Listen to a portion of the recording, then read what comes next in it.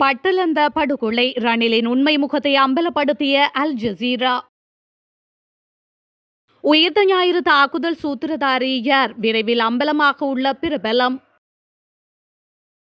இலங்கை பெண்கள் குறித்து வெளியாகியுள்ள அதிர்ச்சி தகவல். தேசப்பந்து தென்னகோன் தொடர்பில் அரசாங்கம் எடுக்க உள்ள அதிரடி நடவடிக்கை.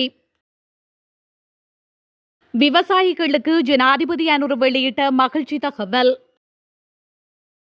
யாழில் அதிகரிக்கும் வெள்ளையின் தாக்கம், எடுக்கப்பட்ட புதிய தீர்மானம். முடக்கப்படும் அமெரிக்க கல்வி திணைக்களம், அம்பலமான டொனால்ட் ட்ரம்பின் புதிய திட்டம். சொந்த மக்கள் மீதே குண்டுவீசி தாக்கிய தென்கொரிய விமான தாள் பரபரப்பு. ஈஸ்டர் தாக்குதலுக்கு பின்னால் உள்ள சூத்திரதாரி யார் என்பதை தாம் அறிவதாகவும் ஜனாதிபதி மற்றும் உயர் பாதுகாப்பு அதிகாரிகளுக்கு இது குறித்து அறிவிப்பதாகவும் பொதுபல சேனா பொதுச் செயலாளர் கலகுடதே ஞானசார தேரர் தெரிவித்துள்ளார். நேற்று காலை கண்டியில் உள்ள மல்வத்த மற்றும் மஸ்கிரி மகா நாயக்கர்களை சந்தித்த பின்னர் ஊடகங்களுக்கு கருத்து தெரிவிக்கும் போதே வணக்கத்திற்குரிய தேரர் இந்த கருத்துக்களை தெரிவித்துள்ளார். பொதுபல சேனா அமைப்பின் பொதுச் செயலாளர் கலகுடதே ஞானசார தேரர் இது தொடர்பாக கூறுகையில், நான் இதை பொறுப்புடன் சொல்கின்றேன். எனக்கு உயிர்த்த ஞாயிறு தாக்குதலுக்கு மூளையாக செயல்பட்டவரை தெரியும். ஆனால் நான் ஊடகங்களுக்கு சொல்லவில்லை. நான் நாட்டின் ஜனாதிபதிக்கு மற்றும் பாதுகாப்பு பொறுப்பில் உள்ளவர்களுக்கு சொல்வேன் என அவர் மேலும் தெரிவித்துள்ளார். தற்போது யாழ்ப்பாண மாவட்டத்தில் அதிகரித்து வரும் தென்னை மரங்களின் மீதான வெள்ளையின் தாக்கம் குறித்து கலந்துரையாடப்பட்டது. யாழ்ப்பாண மாவட்ட செயலகத்தில் நேற்று இடம்பெற்ற மாவட்ட விவசாய குழு கூட்டத்தின் போது இந்த விடயம் குறித்து பேசப்பட்டது. யாழில் அதிகரித்து வரும் வெள்ளையின் தாக்கம் தென்னைகளை அதிக அளவில் பாதிப்பதாக சுட்டிக்காட்டப்பட்டுள்ளது. இந்த நிலையில் மருந்துகளை விசிறி அவற்றை கட்டுப்படுத்துவது தொடர்பாக தென்னை பயிற்சி சபை தெரிவித்திருந்தது. மேலும் வீதிகளை அமைக்கும் போது கமநல சேவைகள் விவசாய குழுக்களின் கருத்துக்களை கேட்டு அவற்றை செய்ய வேண்டும் என்ற விடயங்கள் உள்ளிட்ட பல்வேறு விடயங்கள் கலந்துரையாடப்பட்டு அதற்கான தீர்வுகளும் எட்டப்பட்டதாக குறிப்பிடப்படுகின்றது. யாழ் மாவட்ட அரசாங்க அதிபர் மருதலிங்கம் பிரதீபன் தலைமையில் இடம்பெற்ற கூட்டத்தில் பிரதேச செயலர்கள், திணைக்கள அதிகாரிகள், விவசாய பணிப்பாளர்கள், மாவட்ட விவசாய திணைக்களத்தினர், துறை சார்ந்தவர்கள், கமநல சேவை பிரிவினை சேர்ந்தவர்கள் என பலரும் கலந்து கொண்டமை குறிப்பிடத்தக்கது. மாத்தறை நீதவான் நீதிமன்றத்தால் பிடியாணை பிறப்பிக்கப்பட்டு தற்போது தலைமறைவாகியுள்ள முன்னாள் காவல்துறை அதிபர் தேசபந்து தென்னகோனுக்கு வழங்கப்பட்ட கார் மற்றும் காவல்துறை பாதுகாப்பு உள்ளிட்ட அனைத்து வசதிகளையும் நிறுத்தி வைக்க அரசாங்கம் நடவடிக்கை எடுக்க உள்ளதாக தகவல்கள் வெளியாகியுள்ளன.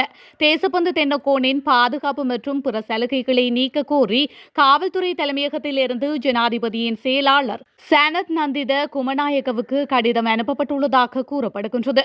தேசபந்து தென்னகோன் உத்தியோகபூர்வ இல்லம், உத்தியோகபூர்வ மோட்டார் வாகனம், அமைச்சரின் பாதுகாப்பு பிரிவை சேர்ந்த 6 அதிகாரிகள், காவல்துறை சிறப்பு படையை சேர்ந்த 2 அதிகாரிகள் மற்றும் ஊதிய சலுகைகள் வழங்கப்பட்டன. வெலிகமவில் போதைப்பொருள் கடத்தல் தொடர்பாக ஒரு சந்தேக நபரை கைது செய்ய சென்றபோது வெலிகம காவல்துறை அதிகாரிகள் நடாத்தியதாக கூறப்படும் துப்பாக்கி சூட்டில் கொழும்பு குற்றப்பிரிவை சேர்ந்த ஒரு சார்ஜென்ட் கொல்லப்பட்ட சம்பவம் தொடர்பாக மாத்தறை நீதவான் நீதிமன்றம் முன்னாள் காவல்துறை அதிபர் தேசபந்து தென்னகோனுக்கு பிடியாணை பிறப்பித்திருந்தது. அந்த உத்தரவை மீறி தேசபந்து தென்னகோன் நீதிமன்றத்தை தவிர்த்து வருவதாகவும் அவரை கைது செய்ய குற்றப்புலனாய்வு துறையின் சிறப்பு அதிகாரிகள் அடங்கிய பல குழுக்கள் நிறுத்தப்பட்டுள்ளதாகவும் கூறப்படுகின்றது. தேசபந்து தென்னகோனின் கையடக்க தொலைபேசி தகவல்கள் மற்றும் அவர் இருக்கும் இடம் குறித்த விசாரணைகள் நடாத்தப்பட்டதாக காவல்துறை ஊடக பேச்சாளர் ஊடகவியலாளர் சந்திப்பில் தெரிவித்துள்ளார். முன்னாள் இலங்கை ஜனாதிபதி ரணில் விக்ரமசிங்கவுடன் அல் ஜசீரா நடாத்திய நேர்காணலில் குழு உறுப்பினராக இருந்த முன்னாள் பிபிசி இலங்கை நிருபர் பிரான்சிஸ் கேரிசன் பட்டலந்த கமிஷன் அறிக்கையை வெளியிட்ட போது அதை ரணில் விக்ரமசிங்க முற்றாக மறுத்திருந்தார். நேர்காணலின் போது பட்டலந்த வளாகத்தில் சட்டவிரோதமாக தடுத்து வைக்கப்பட்டிருந்தமை, சித்திரவதை செய்யப்பட்டமை மற்றும் கொலைகள் குறித்து தனக்கு தெரியும் என்று அரசாங்க ஆணையம் கூறிய குற்றச்சாட்டுகளை ரணில் விக்ரமசிங்க நிராகரித்திருந்தார். தெரிவித்துள்ளார். அந்த குற்றச்சாட்டுகள் அனைத்தையும் நான் மறுக்கின்றேன் என்றும் இந்த சம்பவங்களின் முக்கிய சிற்பி என்று தன்னை குறிப்பிட்ட அரசாங்க விசாரணையை எதிர்கொண்ட போது அவர் கூறியுள்ளார். ஆரம்பத்தில் அல் ஜசீரா அறிக்கையின் நகலை ரணில் விக்ரமசிங்க மறுத்திருந்தார். பின்னர் அது நாடாளுமன்றத்தில் ஒருபோதும் விவாதிக்கப்படவில்லை என்று கூறி அதன் செல்லுபடியை அவர் கேள்வி எழுப்பினார். அது நாடாளுமன்றத்தில் தாக்கல் செய்யப்படவில்லை, எனக்கு எதிராக எதுவும் காணப்படவில்லை என்றும் அவர் கூறியுள்ளார்.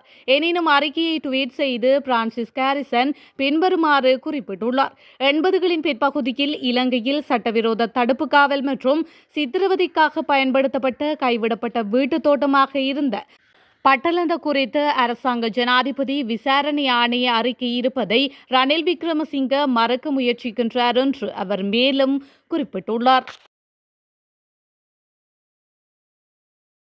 நாட்டில் அதிகரித்து வரும் போதைப்பொருள் பாவனை காரணமாக சிக்கலில் மாட்டி தவிக்கும் பெண்களின் எண்ணிக்கை கணிசமாக உயர்ந்துள்ளது.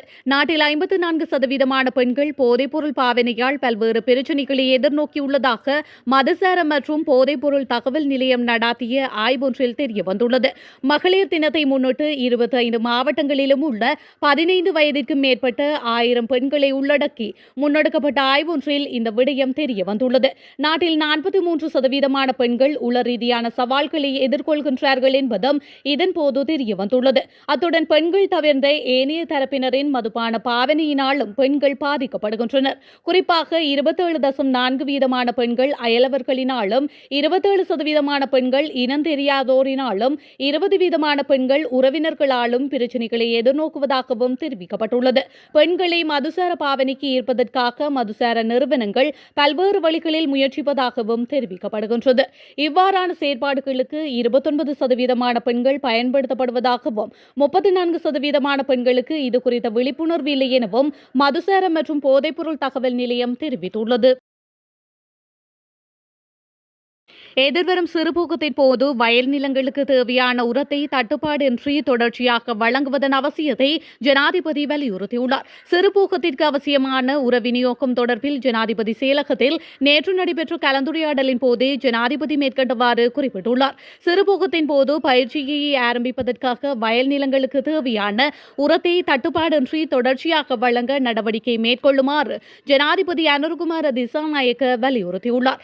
சிறுபோக நெற்பயிற்சிக்கு மற்றும் ஏனைய விவசாய நடவடிக்கைகளுக்கு தேவையான உரம் தொடர்பில் இதன்போது ஆராயப்பட்டது.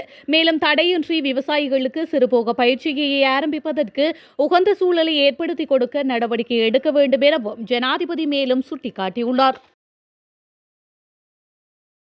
அமெரிக்க அரசின் கல்வி திணைக்களத்தை மூடுவதற்கு டொனால்ட் ட்ரம்ப் முடிவு செய்துள்ளதாக அமெரிக்க அரச வட்டாரத்திலிருந்து தகவல்கள் வெளியாகியுள்ளன. அமெரிக்க அரசின் கல்வி திணைக்களத்தை முற்றாக மூடிவிடுவதென்பது ட்ரம்பின் நீண்டகால திட்டமாகும்.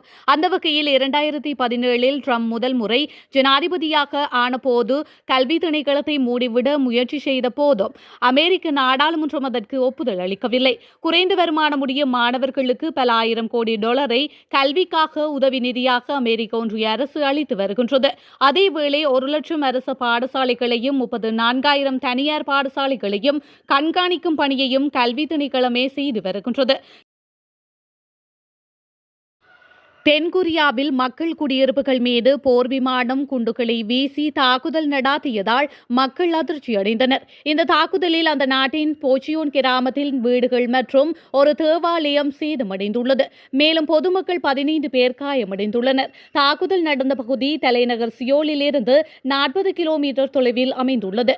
இதுகுறித்து தென்கொரிய விமானப்படை வெளியிட்டுள்ள அறிக்கையில், இந்த விபத்தால் ஏற்பட்ட சேதத்திற்கு நாங்கள் வருந்துகின்றோம். காயமடைந்தவர்கள் விரைவில் குணமடைய வேண்டி நிற்கின்றோம். இவ்வாறு அதில் தெரிவிக்கப்பட்டுள்ளது. போர் பயிற்சியின் போது தவறுதலாக குண்டுகள் வீசப்பட்டதாக தென்கொரிய ராணுவம் விளக்கம் அளித்துள்ளது.